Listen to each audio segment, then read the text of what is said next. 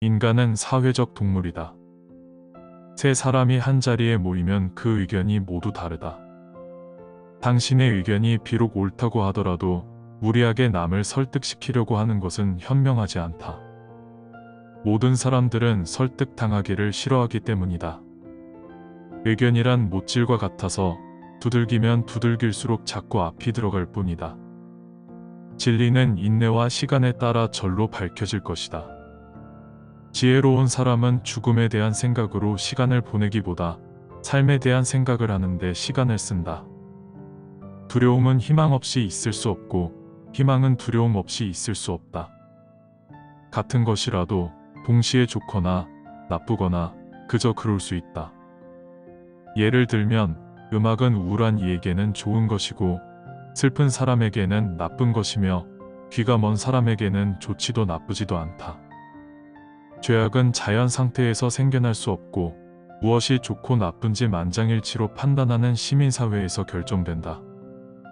사람은 혀를 다스리는 것이 가장 어렵고 욕망보다 말을 조절하기가 더 힘들다.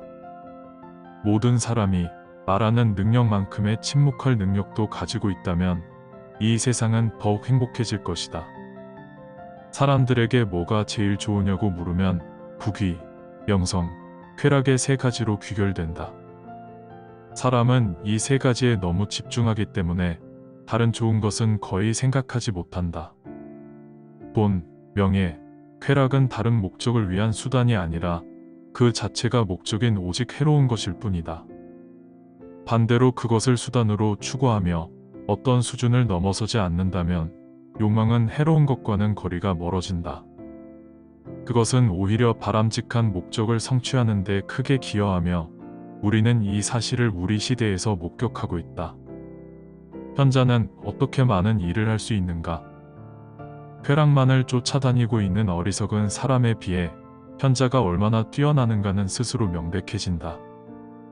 왜냐하면 어리석은 사람이 외부의 원인 때문에 이리저리 끌려다니면서 한 번도 심정의 만족을 얻을 수 없다는 점은 빼고 생각한다 하더라도 어리석은 사람은 자기 자신, 신, 사물에 관해서 아무런 의식도 갖고 있지 않는 것처럼 생활한다.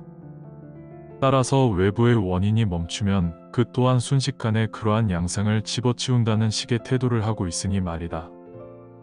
이에 반하여 현자는 적어도 현자인 한 거의 마음을 흔들리는 일 없이 자기 자신, 신, 사물에 관해서 영혼의 필연성을 따라 의식을 갖고 있다. 또 그는 단연코 존재하는 것을 멈추지 않고 언제나 정신에 참된 만족을 지니고 있다. 철학을 한다는 것은 사는 방법을 배우는 것이다. 의지와 지성은 동일한 것이다. 현재가 과거와 다르길 바란다면 과거를 공부하라. 모든 고귀한 일은 찾기 드문 만큼 하기도 어렵다. 인간이 획득할 수 있는 가장 고결한 행동은 이해하기 위한 배움이다. 이해하면 자유로워지기 때문이다. 인간은 자신의 행동은 의식하고 그러한 행동이 결정되는 원인은 의식하지 못하기 때문에 자신이 자유롭다고 믿는다. 내가 끊임없이 노력하는 것은 인간의 행위를 조롱하기 위함이 아니요, 비통해하기 위함도 아니요, 꾸짖기 위함도 아니요, 오직 그것들을 이해하기 위함이다. 한 번 분노할 때마다 한 살씩 늙어가고 한 번 기뻐할 때마다 한 살씩 젊어진다. 이것은 신이 인간에게 내린 최고의 선물이자 최악의 형벌이다. 이성은 감정을 이길 수 없으며 감정은 더 강한 감정에 의해서만 대체되거나 극복될 수 있다. 사람이 감정에 잡아먹히면 그는 자기 자신의 주인이 아니다. 자만은 스스로를 정당화함으로써 얻어지는 기쁨이다. 최대의 교만이나 최대의 낙담은 스스로에 대한 최대의 무지다. 최고로 손꼽히는 사람이 되려고 하지만 좀처럼 되지 않아 조바심을 내는 사람은 옆에서 치켜세우는 아첨에 더 잘 속아 넘어간다. 헛된 사람은 자신이 사람들에게 주는 혐오감도 모른 채 자기의 존재가 모든 사람에게 호감을 받는 줄 알고 흐뭇해하는 사람이다. 가장 독재적인 정부는 의견을 내는 것을 범죄로 만드는 것이다. 왜냐하면 모든 사람은 그 누구도 빼앗을 수 없는 생각할 권리가 있기 때문이다. 자유는 과학과 교양의 진보를 위해 절대적으로 필요하다. 사람들은 마치 자신들을 구원해 줄 것처럼 자신들의 예속을 위해 싸우고 한 사람의 허용을 위해 피와 목숨을 바치는 것을 수치가 아니라 최고의 영예라 믿는다. 왜 이런 일이 일어날까? 사람들이 넓은 의미에서 미신에 빠져 있기 때문일 것이다. 평화는 전쟁이 없는 상태가 아니라 강인한 성격에서 비롯된 미덕이다. 우리가 더 큰 선을 향유하지 못하도록 방해하는 선은 사실 악이다. 불평등 사이에서 평등을 추구하는 사람은 부조리를 추구한다. 마음은 힘으로 정복되는 것이 아니라 사랑과 고결함으로 정복된다. 증오심은 보답을 받으면서 커지지만 한편으로는 사랑으로 파괴될 수 있다. 증오라는 것이 사랑에 의해 완전히 정복되면 사랑으로 바뀐다. 따라서 그와 같은 사랑은 증오에 의해 선행되지 않았던 어떤 사랑보다도 훨씬 위대한 것이다. 행복은 미덕의 보상이 아닌 미덕 그 자체이다. 누구나 삶에서 원하는 것은 지속적이고 진정한 행복이다. 철학자들의 그리스도라고도 불렸던 네덜란드의 철학자 바리흐 스피노자는 비록 내일 지구의 종말이 온다 하여도 오늘 한 그루의 사과나무를 심겠다는 명언으로 유명합니다. 하지만 이 말은 16세기 종교개혁가 마틴 루터가 일기에 적은 글이라 알려져 있고 스피노자가 실제 이 말을 했는지는 불확실합니다.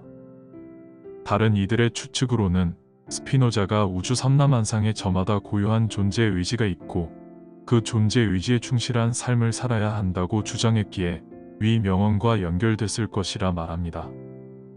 그는 24세 즈음 신을 부정하고 유대교 교리를 비판했다는 이유로 파문을 당해 율법서에 나오는 모든 저주를 받으며 유대인 사회와 가족으로부터 영원히 추방당했습니다. 하지만 유대인 사회에서 고립된 것이지 사회적으로 완전히 고립된 것은 아니었기에 친한 친구들도 있었고 사상적인 팬도 있었으며 하숙집 주인 가족과도 좋은 관계를 유지하며 온화한 철학자로서 주변인들의 존경을 받았습니다. 그리고 유대인 사회에서 추방당한 것을 계기로 그는 유대식 이름인 바리흐를 라틴어 이름인 베네딕트로 바꾸었으며 렌즈 가공으로 번 돈과 친구와 지지자들의 후원금으로 어렵지만 그래도 가난에 시달리지는 않는 삶을 이어나갔다고 합니다. 그의 사상은 정치적으로도 체제 전복적이라고 간주되었고 비판적인 사상으로 종교와 종교 제도를 날카롭게 비판하는 논의에 그의 사상이 근거로 제시되는 일이 많았기에 그 시대에 그의 사상을 공개적으로 지지하는 것은 매우 위험한 일이었습니다. 사후 그를 따르는 추종자들에 의해 에티카가 출판되었지만 이는 곧 악마의 서적으로 몰려 불태워졌습니다. 또한 스피노자의 저서들은 교황청에 의해 전부 금서로 지정되었습니다. 하지만 그럼에도 스피노자의 사상은 조용히 유럽 전역에 퍼져 급진적 계몽 운동을 고취시키는 데 도움을 주었고 정치, 시민 평등 및 성평등 관련 여러 문제에 있어서 사유의 자유에 큰 영향을 주었습니다.